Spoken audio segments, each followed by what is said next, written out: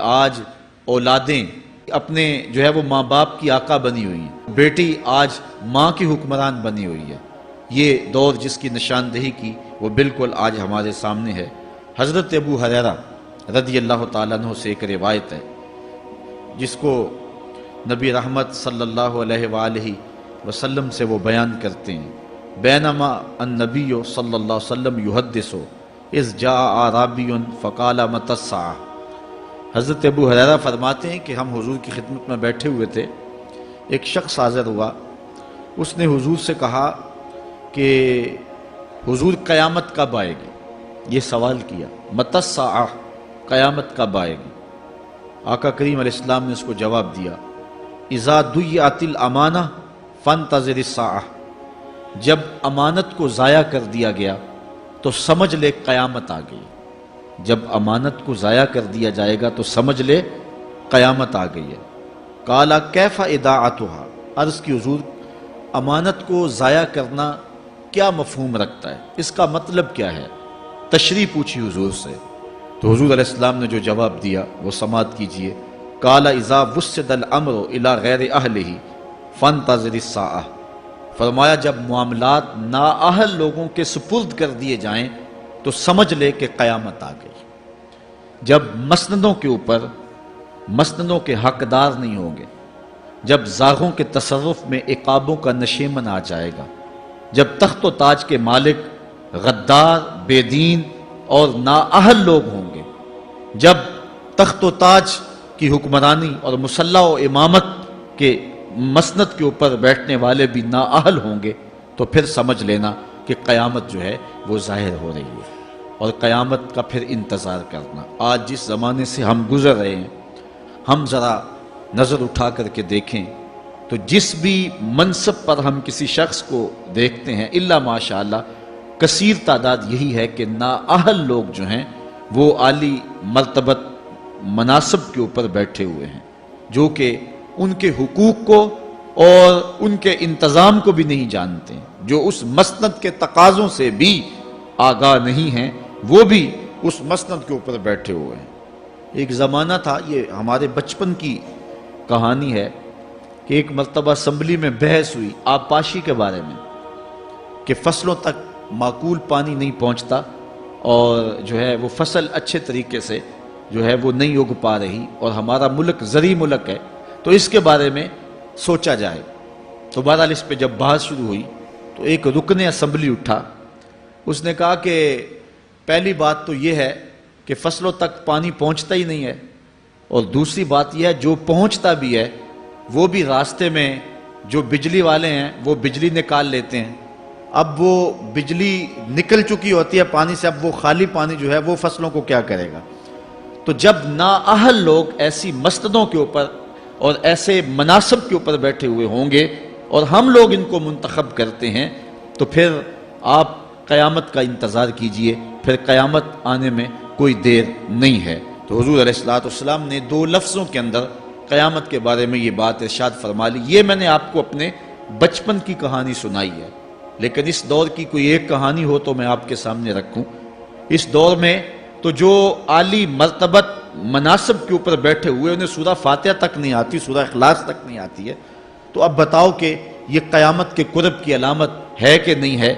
آپ دیکھیں جس تخت پہ بھی، جس تاج پہ بھی، اور جس مسند اور منصب پہ بھی جو موجود ہے، کیا وہ اس کا حق ادا کر سکتا ہے یا اس کی اہلیت رکھتا ہے؟ وہ کیا کسی شاعر نے کہا تھا کہ ہر شاخ پہ الو بیٹھا ہے، انجام گلستاں کیا ہوگا؟ اور رومی نے اپنے زمانے میں کہا تھا کہ سگ وزیرو گرگ میرو موشرا درباں شود، این ارکان سلطنت ملک را ویراں شود۔ یہ ایک دردناک کہانی ہے، لیکن قیامت کی نشانیوں کے حوالے سے آپ اس بات کو سمجھیں اور حضور علیہ السلام کے فرمان کی روشنی کے اندر ہم اپنے حالات کا جائزہ لیں۔ حضرت انس رضی اللہ تعالی عنہ سے ایک روایت ہے، کہتے ہیں سمعت رسول اللہ صلی اللہ علیہ وسلم یقول، میں نے حضور علیہ السلام کو فرماتے ہوئے سنا ہے۔ یہ حضرت انس رضی اللہ تعالیٰ عنہ وہ صحابی ہیں جنہوں نے 10 سال تک حضور کی نوکری کی ہے، اور کہتے ہیں 10 سال میں ایک بار بھی ایسا نہیں ہوا کہ حضور نے مجھے اف بھی کہا ہو۔ کہتے ہیں کبھی ایسا ہوتا کہ میرے ہاتھ سے کوئی برتن ٹوٹ جاتا ازواج مطہرات جو ہیں وہ اس پہ ناراض ہونے لگتی تو حضور علیہ السلام روک دیتے، فرماتے اسے کچھ نہ کہو، اس برتن کی عمر ہی اتنی لکھی ہوئی تھی، یہ اتنے عرصے کے لیے ہی پیدا کیا گیا تھا۔ تو آقا کریم علیہ السلام نے جو ہے وہ ازواج مطہرات کو بھی روکا کہ وہ مجھے جھڑکے نہ۔ خدمت رسول اللہ صلی اللہ علیہ وآلہ وسلم 10 سنین، میں نے پورے 10 سال حضور کی نوکری کی ہے۔ بلکہ جب آپ کہیں گے کہ حضور کے خادم کا نام کیا ہے، سارے صحابی حضور کے خادم ہیں، لیکن نام حضرت انس رضی اللہ تعالی عنہ کا آئے گا، یہ حضور علیہ السلام کے خادم خاص ہیں، اور حضور سے بہت ساری باتیں انہوں نے سنی ہیں۔ تو ان باتوں میں سے ایک بات کہتے ہیں، سمیت رسول اللہ صلی اللہ علیہ وسلم یقولو، میں نے رسول کریم صلی اللہ علیہ وسلم کو کہتے ہوئے سنا، ان من اشراط الساعۃ ان یرفع العلم، قیامت کی نشانیوں میں سے ایک نشانی یہ ہے کہ علم اٹھا لیا جائے گا، جہالت پھیل جائے گی، علم اٹھا لیا جائے گا۔ آج لفظ زیادہ ہو گئے ہیں، انفارمیشن زیادہ ہو گئی ہے، لیکن جس کو علم کہا جاتا ہے، جو مومن کے سینے کا جمال اور نور ہے، آج وہ اٹھا لیا گیا ہے۔ آج لوگ کہتے ہیں جی جتنا علم آج ہے اتنا علم پہلے تو نہیں تھا۔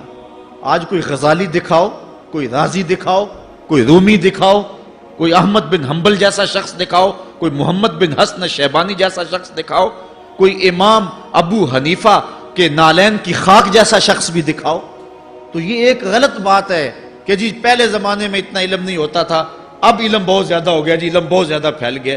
علم نہیں پھیلا ہے، یہ چند معلومات ہیں، انفارمیشن کا دور ہے، اور خبریں ہیں۔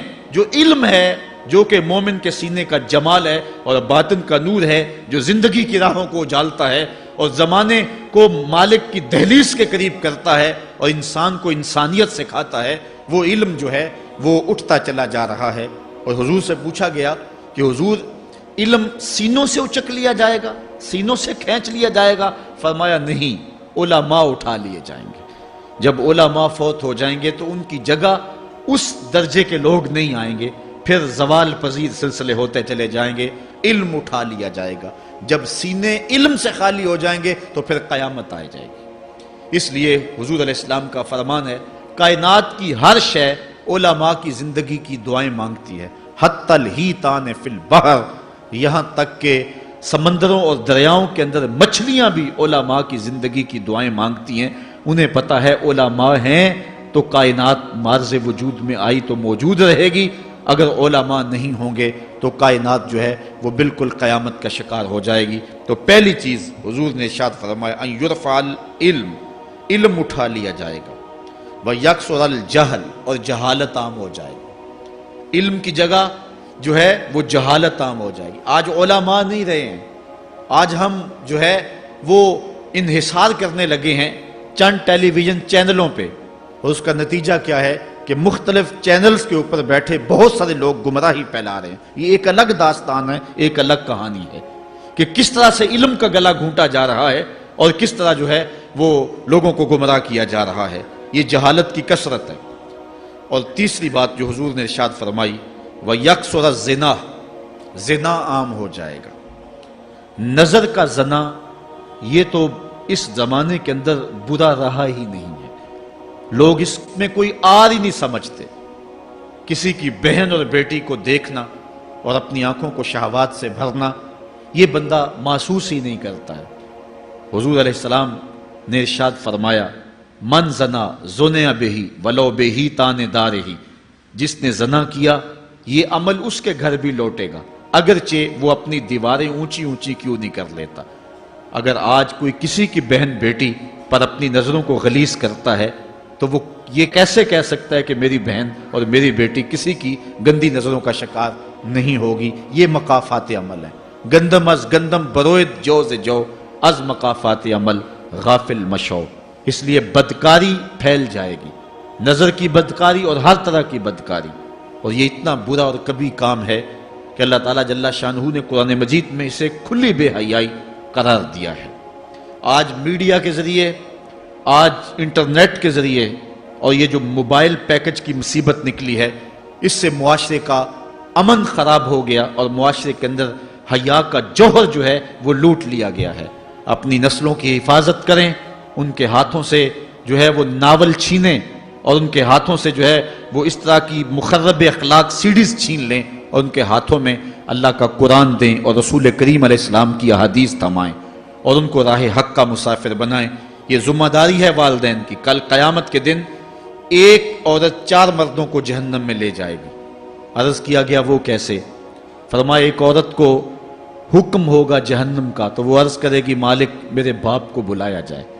باپ کو بلایا جائے گا، یا اللہ یہ میرا باپ ہے، میں اس کی بیٹی، میری تربیت کا جوہر اس کے ہاتھ میں تھا، آج جن بدکاریوں اور گناہوں کے سبب جہنم میں جا رہی ہوں اس کا ذمہ دار یہ ہے۔ وہ باپ جس نے اپنے بیٹی کو سب کچھ دیا، اپنی اولاد کی تعلیم کے لیے اپنے پلاٹ بیچ دیے، جائیدادیں فروخت کر دیں، نہیں دیا تو دین نہیں دیا، کل قیامت کے دن وہ اللہ کے حضور کیا جواب دے گا؟ ارشاد ہوگا اسے بھی پکڑو، اس کے باپ کو بھی پکڑو اور جہنم میں لے جاؤ۔ عرض کرے گی نہیں مالک میرے بھائی کو بلایا جائے۔ بھائی کو بلایا جائے گا، مالک یہ میرا بھائی ہے، میں اس کی غیرت تھی، میں جن راہوں پہ چل کر کے تیرے عتاب اور تیرے قہر و غضب کی حقدار بنی اس کا ذمہ دار یہ ہے۔